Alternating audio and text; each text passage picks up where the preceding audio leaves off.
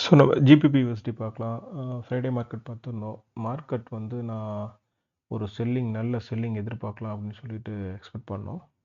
So Monday மார்க்கெட்டுக்கு அப்புறம் Tuesday R Wednesday வந்து செல்லிங்கில் இருக்கும் அப்படின்னு நம்ம எக்ஸ்பெக்டேஷன் நான் சொல்லியிருந்தேன். மண்டே மார்க்கெட் நம்ம ரேஞ்ச் வந்து 31,800 ரேஞ்சில் செல்லிங் கன்ஃபர்மேஷன் இருந்தால் செல் போகலாம், இல்லை வெயிட் பண்ணி பார்க்கலாம் அப்படின்னு சொல்லியிருந்தேன். டியூஸ்டே ஆர் வெனஸ்டே 2 நாளில் செல்லிங் கிடைக்குன்னு சொன்னேன். சரி, நம்ம எக்ஸ்பெக்ட் பண்ண மாதிரி டியூஸ்டே நல்ல ஒரு ரேஞ்சு நம்ம 800ஐயும் பிரேக் ஆகி நல்லா அதுக்கு மேலே நல்ல ரேஞ்ச் ஒன்று கொடுத்துருக்கு. ஸோ இதுலேருந்து பார்த்தா மார்க்கெட் வந்து நல்ல ஒரு பையிங்கில் இருக்குது. ஸோ மார்க்கெட் பார்த்தீங்க அப்படின்னா உங்களுக்கு ஒரு நல்ல ஒரு பையிங்கில் இருக்குது. ஸோ நம்ம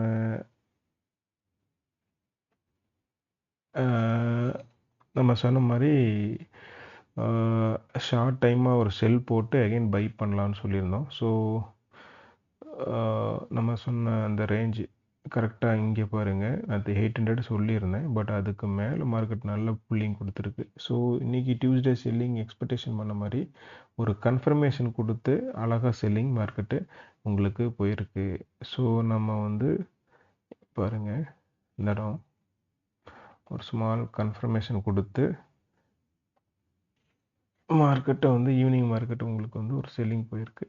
ஸோ ஓகே, நாளைக்கு என்ன பண்ணலாம்? மார்க்கெட் மேபி நாளைக்கும் செல்லிங் ட்ரை பண்ணலாம். 1.32 இந்த ரேஞ்சில் நம்ம நாளைக்கு செல்லிங் ட்ரை பண்ணலாம். இந்த ரேஞ்சில் 32 இந்த ரேஞ்சில் நாளைக்கு ஒரு செல்லிங் நம்ம எக்ஸ்பெக்டேஷன் பண்ணலாம். ஸோ வெயிட் பண்ணி பார்ப்போம். 32 ஆர் 900, 32 ஷோராக 32ல் நம்ம ஒரு செல்லிங் கிடைக்கும் எக்ஸ்பெக்ட் பண்ணுறோம். ஸோ டார்கெட் நம்ம எக்ஸ்பெக்ட் பண்ணது தான். ஸோ நாளைக்கு மேபி மார்க்கெட் நம்ம எக்ஸ்பெக்ட் பண்ணது.